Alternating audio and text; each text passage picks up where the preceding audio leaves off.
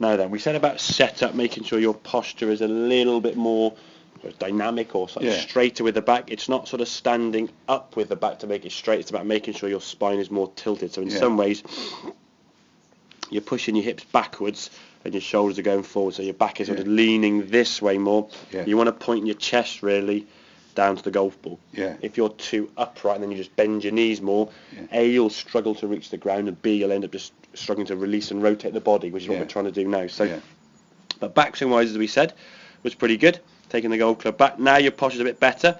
The golf club can go back a little bit further. Yeah. Okay, so we're creating more power on the way back. Yeah. The thing is now, as we said before, you've got to try and shift to that left-hand side. You can see when you finish this one, that left leg is leaning back a little bit, and that foot's pretty much flat on the ground. Yeah.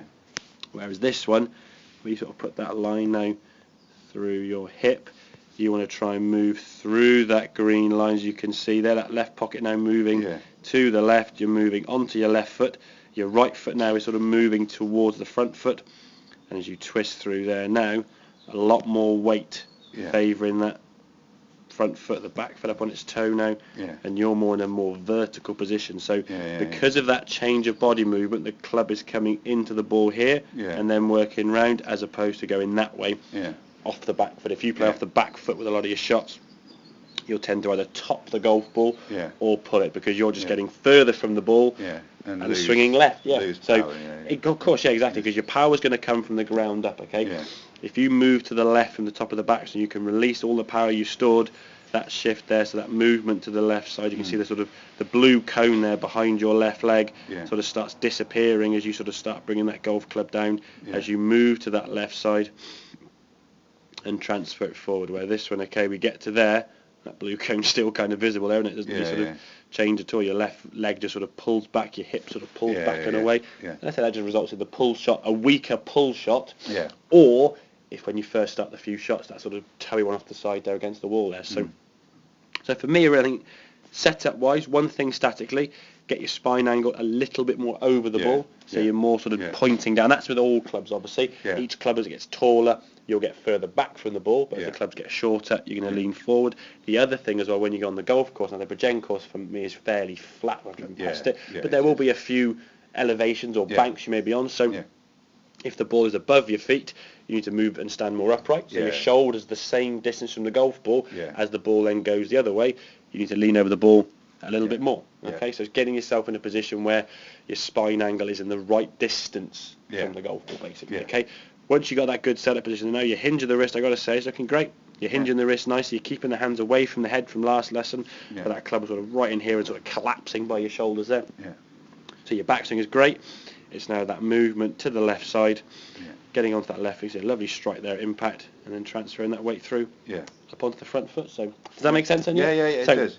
Hopefully minimise too much thought. The last thing you want to do is go and think about umpteen things. I say DVDs are good. They'll have a lot of information on there, but sometimes a lot is too much. If you're going to watch that, I would say perhaps go through it chapter by chapter and just work on one thing. So look at the first chapter, you might talk about grip and setup and those sort of things. If you're happy with that, okay, right, I could have done that, no problem, so I can ignore that. Second chapter, we might talk about whatever it may be, ball position or spine angle or whatever. I've just tried to build it up a bit, because obviously, I mean, I just automatically in the end, in the past, held the club like that. And now moving to that, initially felt...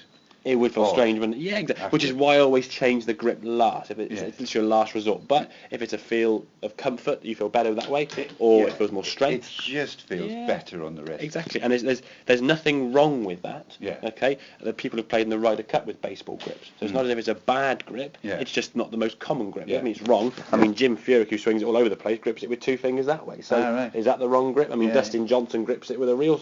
So there's all different ways to hold a golf club. For me, the importance of the grip is A, is it comfortable, and obviously in your case pain-free, and B, does it return the golf club back to the ball pointed towards your target? How you do that doesn't really matter if you gripped it. I mean, I give lessons to a guy who grips it left below right as a right-hander, and hits the golf ball that way. His wrists are locked in place. He's got limited movement in his wrist, so that's the one that best suits his grip. Opposite hand. There's all different ways to do it. And this is why I say a DVD will never identify that. Okay, because it's all unique to you. The DVD saying this is what the textbook should say. But again, if a baseball grip looks better for you, David, then stick with that. The one time it feels so slightly odd, but I tried not to, is putting. And I don't know whether I should just we could do a different. We could do it. We could look at a putting sort of specific grip if you wanted to. Yeah, that'd be fine. But does that make sense in terms of swing? Yeah. More spine angle. Yeah. Transfer that weight with that left hip. Okay. Yeah. Go those last few then, and we'll have a look, see how they go.